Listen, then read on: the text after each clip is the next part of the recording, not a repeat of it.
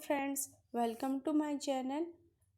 Friends, आज हम discovery of cell के ऊपर अपना वीडियो शुरू करेंगे। अगर यदि आप मेरे चैनल पर नए हैं तो मेरे चैनल को लाइक कीजिए, शेयर कीजिए, सब्सक्राइब कीजिए और साथ में घंटी वाला आइकन प्रेस करना ना भूलें। डिस्कवरी ऑफ सेल शुरू करने से पहले आप सभी जानते होंगे कि व्हाट इज़ सेल। सेल क्या है? सेल क्या है? Cell is the structure and functional unit of living organism, यानी हर प्रत्येक जीवधारी की स्ट्रक्चरल एंड फंक्शनल यूनिट है। स्ट्रक्चरल फंक्शनल यूनिट है, ये तो सभी जानते हैं, लेकिन इसकी डिस्कवरी कैसे हुई, इसकी डिस्कवरी के बारे में जानेंगे। और इसकी डिस्कवरी पर सबसे पहले साइंटिस्ट का नाम आता है Robert Hooke. Robert Hooke in 1665 book Mitographia. Robert Hooke saw the thin slide of cork with the help of one microscope. They saw that there are numerous small honeybee comb-like compartments in the thin slide of cork. They named cell honeybee comb-like compartment. It means Robert Hooke 1665 अपनी book Micrographia में लिखते हैं, Robert hook so the thin slide of cork. उन्होंने एक cork की thin slide को देखा जो उनके द्वारा खुद माइक्रोस्कोप बनाया गया था। उस पर उन्होंने उसमें एक हनीबी कॉम्प्लेक्स छोटे छोटे कंपार्टमेंट को देखा। उन्हें सेल कहा, हनीबी कॉम्प्लेक्स कंपार्टमेंट को सेल बोला।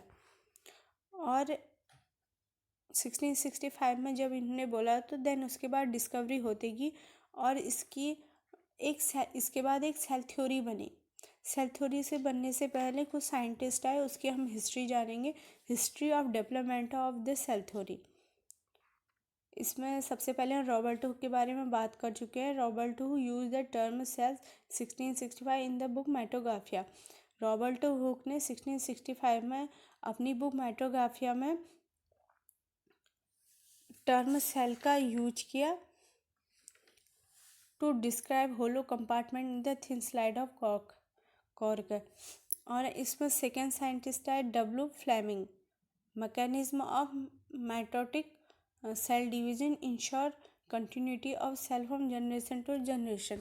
डब्ल्यू फ्लेमिंग ने माइटोसिस की खोज की थी और उन्हें पता क्या था कि जनरेशन टू जनरेशन सेल कैसे डिवाइड होती है और उसका जेनेटिक मटेरियल कैसे पहुंचता है एक सेल से लेकिन सेकेंड सेल में, यानी वन स्टेज वाले सेल से सेकेंड स्टेज सेल में कैसे पहुंच सकता है। यानी इट मीन्स हम कह सकते हैं one generation to next generation cell कैसे डिवाइड होती है।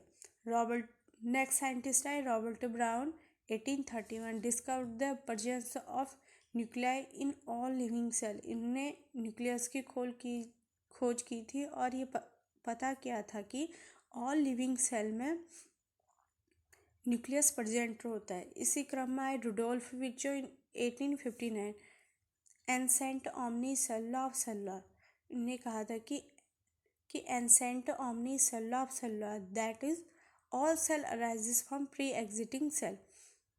इट मीन्स कि जो हमारी नई सेल होती है उनका निर्माण पुरानी सेलों से होता है। इन 1938 of German botanist M.G. Schleiden discovered that all tissue of plant are made up of cell. 1938 में जर्मन बॉटनिस्ट M.G. Schleiden ने डिस्कवर किया था कि all tissue of plant are made up of cell. जितने भी प्लांट की tissue है वो सेल से बनी है।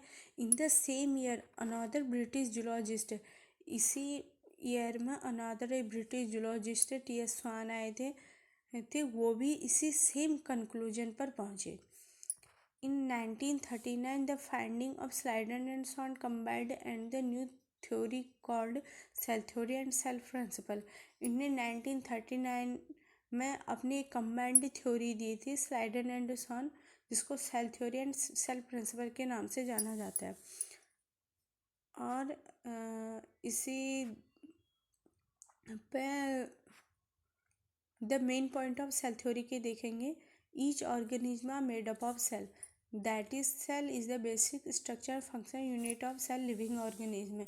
जब सेल थ्योरी दी गई तो उसके मेन पॉइंट दिए गए।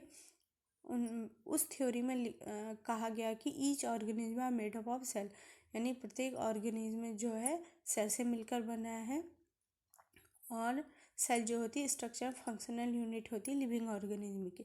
Each cell contain heredity material, प्रत्येक सेल हेरिडिटी मटेरियल कंटेन करती है। That is heredity material responsible for transmission of character, और ये हेरिडिटी मटेरियल रिस्पॉन्सिबल होता है करेक्टर के ट्रांसमिशन में from one generation to next generation में, एक पीढ़ी से दूसरी पीढ़ी में के लिए रिस्पॉन्सिबल रहता है। इस cell are responsible for metabolic activity, और प्रत्येक सेल जो होती है रिस्पॉन्सिबल रहती है मेटाबॉलिक एक्टिविटी के लिए। और नेक्स्ट पॉइंट है हमारा ई cell arises from pre existing cell, यानी जो हमारी नई सेलें होती हैं वो पुरानी सेल से मिलकर बनी होती हैं। So guys, I hope so कि ये वीडियो आपके लिए बेनिफिशियल रहेगी। आज की वीडियो में इतना ही। Thank you.